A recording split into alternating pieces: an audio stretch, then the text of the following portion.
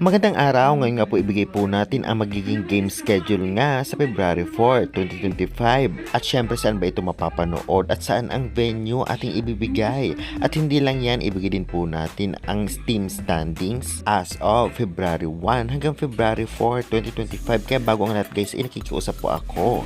Please naman, huwag niyong kalimutan mag-like, comment, subscribe, and pa-hit the notification bell para lagi po kayong updated sa aking mga banggong video about sa volleyball dito sa Pilipinas.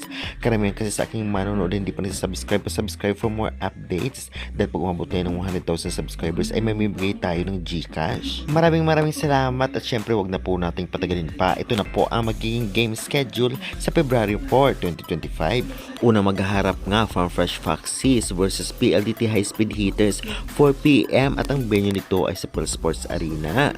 Samantalang ang second game naman magaganap 6:30pm sa Coffee Thunderbells versus Petrogas Angels, venue sa Pearl Sports Arena pa rin. At magtatanong kayo saan ito mapapanood. Meron po nito sa cable sa channel na One Sports or One Sports Plus. Meron din po sa Pilipinas Live at Signal application. I-download nyo at mag-register kayo.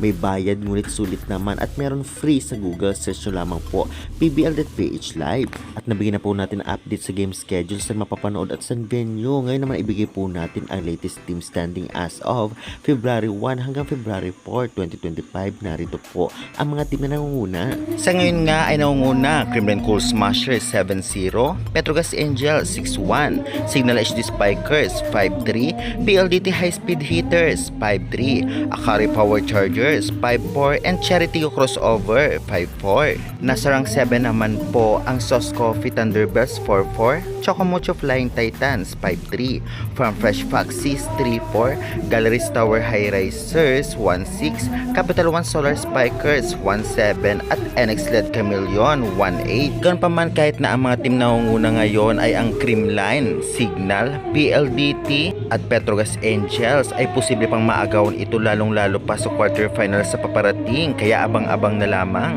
dahil hindi pa tapos ang laban at talaga namang tiyak na may mga babawi pang team. Kaya guys, excited na ba kayo sa magiging game schedule sa February 4, 2025? Anong team kayo sa tingin nyo ang mga mananalo? I-comment nyo na yan at huwag kalimutan mag-like and subscribe for more updates. Maraming salamat!